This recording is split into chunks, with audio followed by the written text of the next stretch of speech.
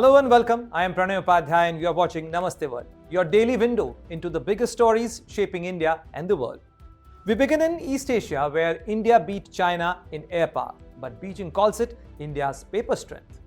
Back in the States, President Donald Trump's new crypto venture is turning politics into profit, raising questions across the globe about power. In Oceania, a smaller New Zealand insurer is under fire for allegedly aiding sanctioned Russian and Iranian oil trade. Back in East Asia, President Donald Trump has arrived in South Korea after signing a deal of $550 billion with Japan. But the biggest news of the day is President Donald Trump's statement, because he has called Indian Prime Minister Narendra Modi as the nicest looking guy. Is this simple praise or is there more to his comments? All that and more. Global flashpoints, power plays, and the stories that matter. Coming up in today's edition of Namaste World.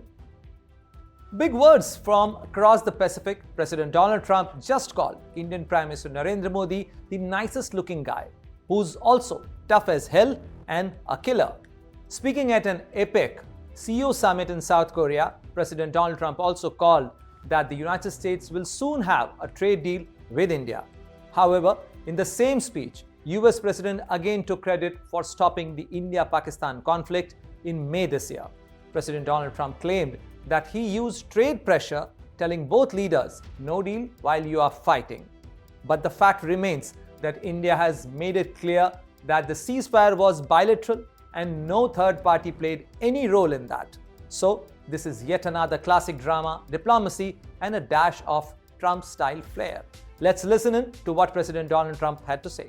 If you look at India and Pakistan, so I'm doing a trade deal with India, and I have great respect and love. As you know, for Prime Minister Modi, we have a great relationship. Likewise, the Prime Minister of Pakistan is a great guy, and the Field Marshal, they have a Field Marshal. You know why he's a Field Marshal? He's a great fighter. He really is. He's a great guy, too. And so I know them all.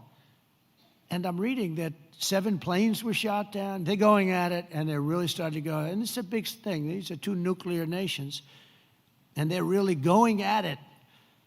And I called Prime Minister Modi. I said, we can't make a trade deal with you. No, we must make a trade deal. I said, no, we can't. You're starting a war with Pakistan. We're not going to do it. And then I called Pakistan. I said, we're not going to do trade with you because you're fighting with India.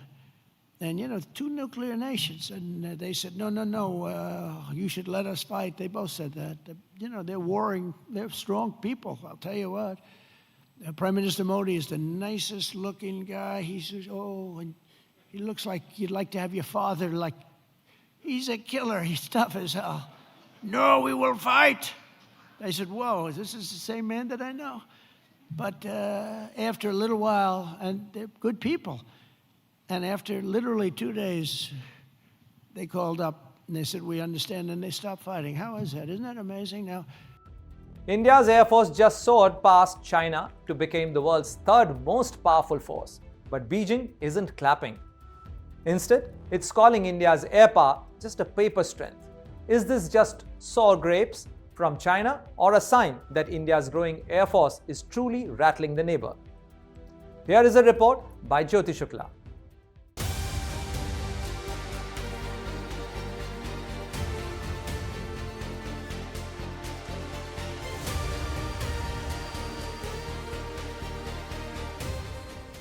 China is unhappy after India overtook China to become the world's 3rd most powerful air force. A Chinese military expert told the Global Times, Beijing's state-run mouthpiece, that India's strength exists only on paper. That's right. China just called India's air power paper strength. The remarks came after the World Directory of Modern Military Aircraft, a WDMMA ranked India above China in its 2025 Global Air Power Index. The US and Russia still dominate the top 2 spots, but India's leap to 3rd, ahead of China, is being seen as a major symbolic win in Asia's power game. According to Newsweek, the ranking signals a dramatic recalibration in regional balance. The WDMMA rating, called TrueVal, measures not just how many aircraft a country has, but their overall capability, modernization, logistics, combat readiness, and mix of aircraft.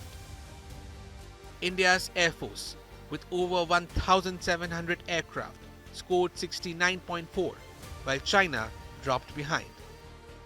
Naturally, the news sparked celebrations back home.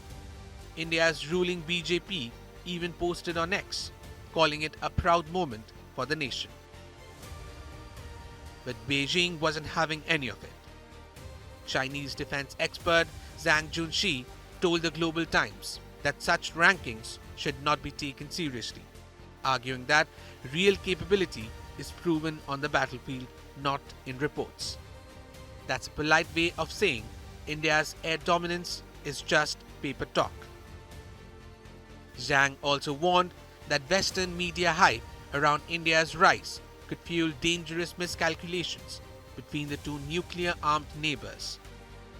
Some Indian analysts echoed the caution too, reminding that the IAF still faces modernization challenges, from fighter shortages to maintenance delays.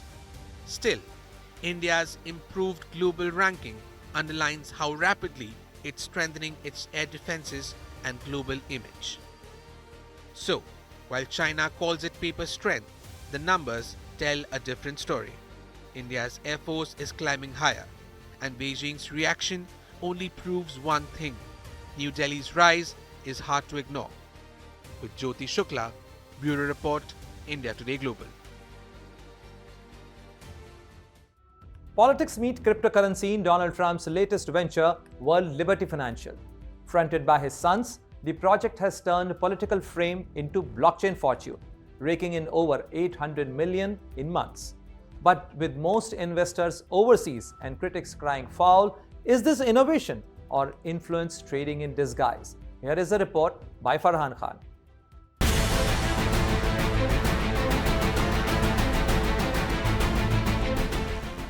Imagine if politics and cryptocurrency had a baby. Well, the Trump family just made that happen. Welcome to the new age of World Liberty Financial, a grand name for what's essentially Donald Trump's latest money machine, dressed up in blockchain buzzwords. If crypto is going to define the future, I want to be mined, minted, and made in the USA. It's going to be. It's not going to be made anywhere else. And if Bitcoin is going to the moon, as we say, it's going to the moon, I want America to be the nation that leads the way. And that's what's going to happen. Once upon a time, the Trump family fortune was built on shiny towers, golf resorts, and licensing deals. Today, it's being minted on the blockchain. And at the heart of it all are Trump's sons, Eric and Donald Jr., who seem to have swapped property deeds for digital tokens. In May this year, Eric Trump flew to Dubai for a cryptocurrency conference. Standing before Chinese and other foreign investors, he delivered a pitch worthy of his father's flair.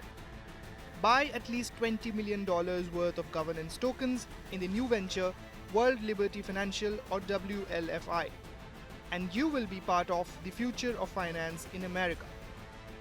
Crypto, in terms of the technology, is advancing 100 times as fast as these big banks. They can't keep up with the people in this room. And so there's nothing that would actually bring me more joy to see some of those banks that came after us so viciously and came after so many other people, many of the people in this room so viciously, kind of fall to the very people that they came after. Catchy, right? The problem? At that time, there was no functioning platform, just promises, glossy brochures, and the Trump name. Still, investors lined up. By June, a UAE-based entity called Aqua One Foundation announced it would purchase $100 million worth of WLFI tokens, the largest buy-in yet. Now here's where things get interesting.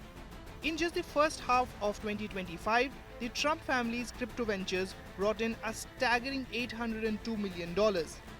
That's more than 10 times what their traditional real estate and resort businesses made in the same period.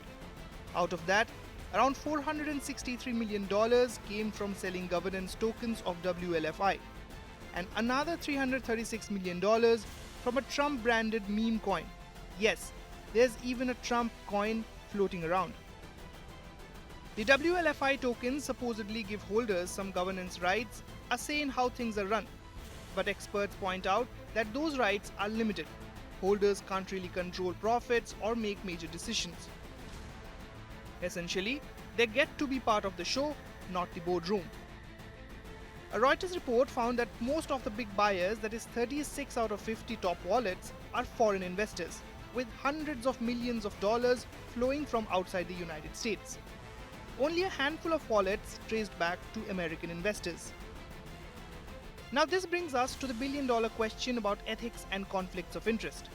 Donald Trump is the sitting president. His sons are running a crypto business that openly courts foreign investors. The family earns hundreds of millions from token sales that have very little to do with innovation and everything to do with the Trump brand.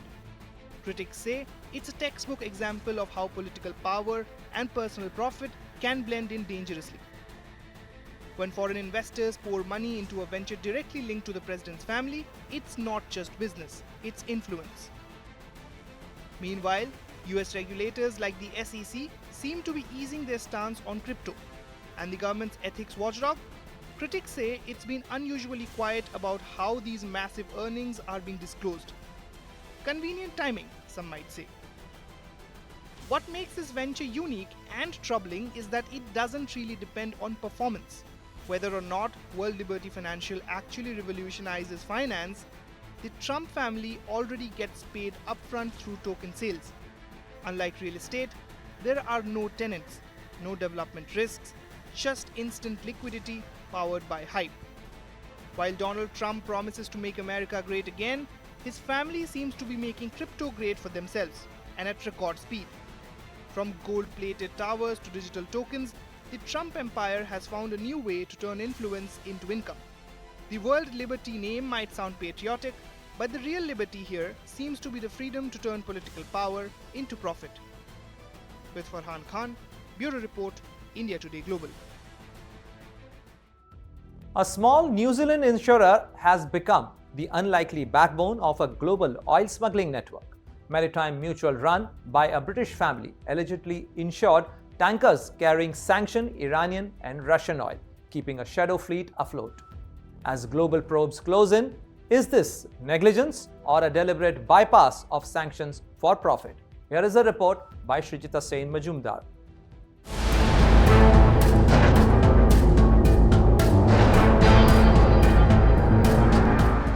Behind the massive flow of sanctioned Iranian and Russian oil into Asia, there's an unlikely enabler, a small insurance company based in New Zealand.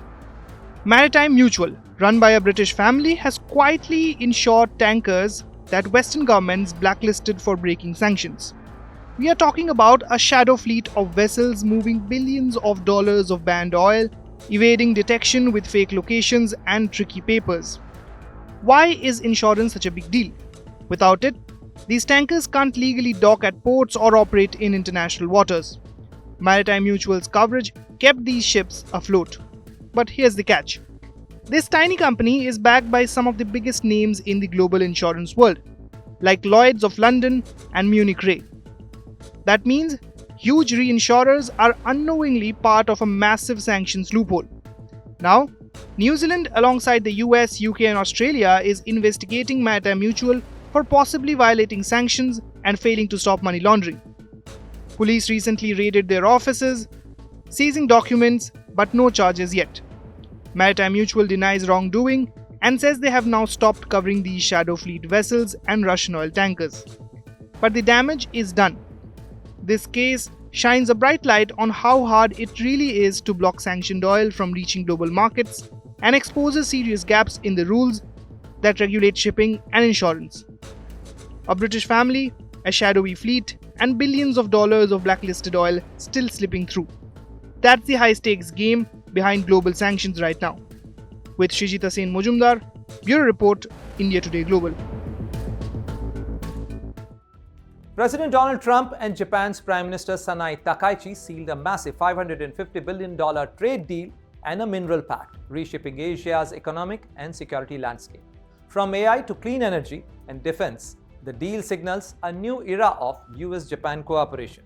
But does this Golden Age alliance risk provoking China's next big move? Here is a report by Shaurik Saha.